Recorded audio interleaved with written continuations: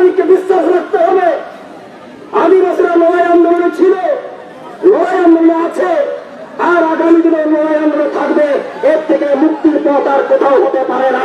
লড়াই আন্দোলনে একমাত্র আমার দাবি দেওয়ার সপক্ষে দাঁড়িয়ে সাংবিধানিক গণতান্ত্রিক পদ্ধতিতে ডেপুটেশন দিতে এসেছি।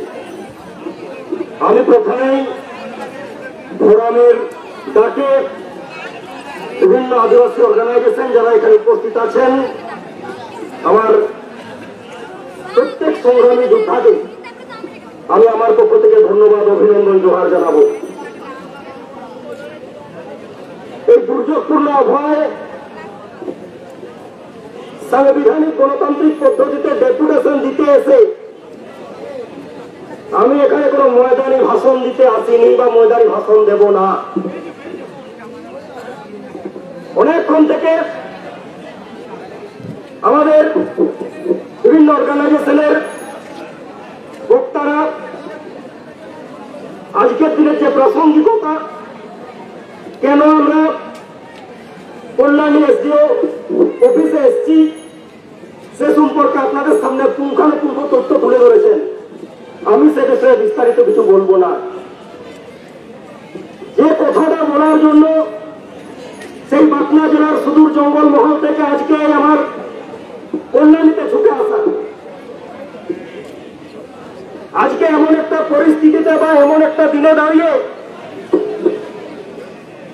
এমন একটা স্পর্শকাতর বিষয়কে সামনে রেখে আজকে হাজার হাজার আদিবাসী তাদের সাংবিধানিক গণতান্ত্রিক দাবিকে এসডিও অফিসে বা এসডিও দপ্তরে আজকে সামনে আনছে, এটাকে সন্ধিক্ষণ। আজ থেকে দুদিন পরে 9 আগস্ট বিশ্ব আদিবাসী দিবস, 9 আগস্ট বিশ্ব আদিবাসী দিবস। এই বিশ্ব আদিবাসী দিবসকে সামনে রেখে আজকে আমরা বিভিন্ন জায়গায় অনেক রঙ্গমঞ্চ তামাশা দেখব, অনেক রঙ্গমঞ্চ তামাশা আমরা দেখতে থাকবো না। সবাই রঙ্গমঞ্চ তামাশা দেখাবে না। যারা আদিবাসী মানুষ, সিধু কানু তিলকা বিরসা, তাদের রক্ত যাদের শরীরে বইছে, তারা কখনো আদিবাসী দিবসকে সামনে রেখে রঙ্গমঞ্চ তামাশা দেখাতে পারবে না। তারা যথাযোগ্য মর্যাদায় আদিবাসী দিবসকে সামনে রেখে বর্তমান প্রেক্ষাপটে দাঁড়িয়ে আদিবাসীদের যে সাংবিধানিক দাবি, সেই সাংবিধানিক দাবিকে গর্বের সাথে তুলে ধরবে, গর্জে উঠবে এবং আগামী দিনের লড়াই আন্দোলনের শপথ নেবে সেই আদিবাসী দিবস। সাথে সাথে আমরা দেখব এই আদিবাসী দিবসকে সামনে রেখে কিছু আদিবাসী প্রেমের হোলসেল ডিলার, কিছু আদিবাসী প্রেমের হোলসেল ডিলার আজকে পাড়ায় পাড়ায় যাবে, ব্লকে ব্লকে আজকে অনুষ্ঠান হবে, তামসা দেওয়া হবে, মদল দেওয়া হবে। আর এই সময়কালের মধ্যে দাঁড়িয়ে আদিবাসীদের যে বুনিয়াদী হকের কথা, সাংবিধানিক দাবির কথা, গণতান্ত্রিক দাবির কথা, সেগুলো ওই নাচের তালে, ওই ধামসা মাদলের তালে সব চাপা পড়ে যাবে না। সেরকম আদিবাসী দিবস আমরা দেখতে চাই না। আমি সামনে একটা বললাম, আর আজকের থেকে পিছন দিকে কয়েকদিন আগেই মহামান্য সুপ্রিম কোর্ট, আপনারা সংবাদপত্রে দেখেছেন, নিউজ চ্যানেলে দেখেছেন, সোশ্যাল মিডিয়াতে দেখেছেন, আপনারা পুঙ্খানুপুঙ্খ সব জানেন। আজ থেকে কয়েকদিন পিছনে আজকে সুপ্রিম কোর্ট যে রায় দিয়েছে, তাতে আদিবাসীদের মধ্যে আগামী দিনে আদিবাসীদেরকে যে বিভাজন করার একটা চক্রান্ত, আদিবাসীদেরকে ভেঙে ভেঙে টুকরো করে দেওয়ার যে চক্রান্ত, তা পরিস্ফুট হয়ে গেছে। সংগ্রামী সাথী, এটা সমস্যা। এই সমস্যাকে উত্তরণের পথ বার করার জন্য আজকে আমরা লড়াই আন্দোলনের মধ্যে আছি। আমাদেরকে বিশ্বাস রাখতে হবে আদিবাসীরা লড়াই আন্দোলনে ছিল, লড়াই আন্দোলনে আছে, আর পথ আর কোথাও হতে পারে না। লড়াই আন্দোলনে একমাত্র আদিবাসীকে পথ দেখাবে, লড়াই আন্দোলনে আদিবাসীকে পথ দেখাবে। আজকে যে স্পর্শকাতর বিষয় নিয়ে আজকে কল্যাণী এসডিও সাহেবের কাছে আমাদের ডেপুটেশন, আমি নাম ধরেই বলছি, অনেক হয়েছে, অনেক হয়েছে। আজকে সত্যি কথা বলতে গেলে আজকে হুমকি দেওয়া হচ্ছে।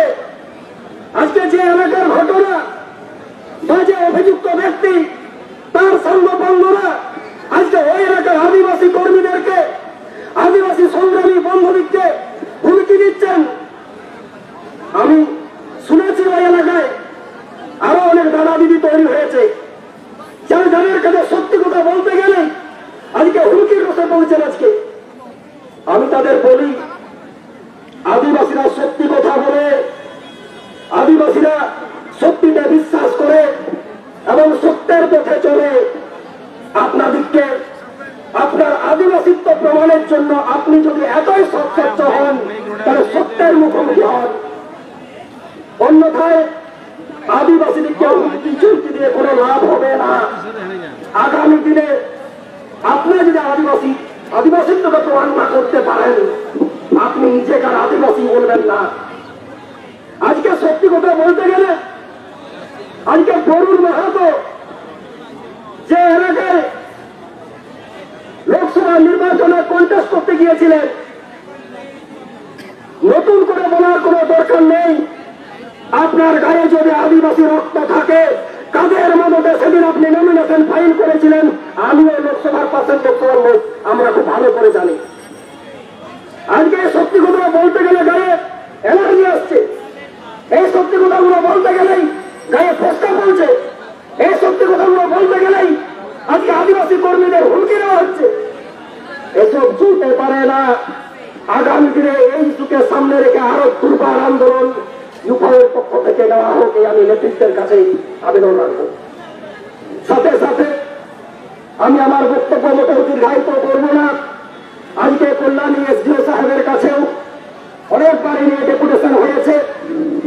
আপনি অস্বীকার করতে পারবেন না বা আপনি দায়ী হতে পারবেন না যে বিতর্কিত কাস্ট সার্টিফিকেট, যে বিতর্কিত জাল শংসাপত্র আপনার অফিস থেকে ইস্যু হয়েছে, তাই এই সমস্যার উত্তরণের পথটা আপনাকেই দেখিয়ে দিতে হবে, আপনাকেই দেখিয়ে দিতে হবে। নাহলে আজকে আপনার অফিসে হাজার হাজার আদিবাসী এই গেটের বাইরে আছে, ওই গেটের কিন্তু একদিন তালা পড়বে, আগামী দেশের কোনো আন্দোলন চলবে।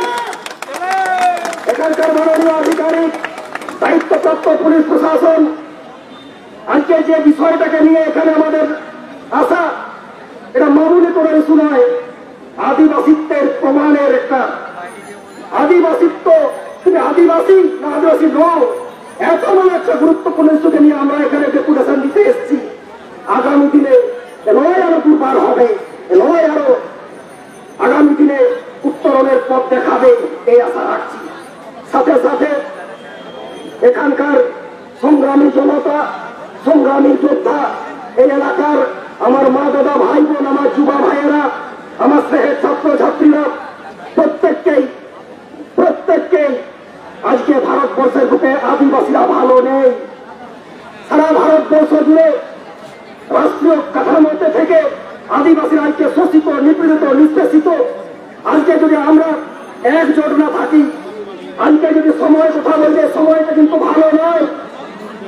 এ সময় চাইছে আদিবাসীরা একসাথে তলায় আসুক, এ সময় চাইছে আদিবাসীরা হাতে হাত মিলিয়ে চলুক, এ সময় চাইছে আদিবাসীরা একসাথে গড়ে উঠুক। আগামী বিশ্ব আদিবাসী দিবসে সেই শপথে আমরা নেব। এই কয়েকটি কথা বলে সবাইকে আমার সংগ্রামী অভিনন্দন জানিয়ে আমি আমার ক্ষুদ্র বক্তব্য শেষ করছি। কেবল চোখে রয়েছে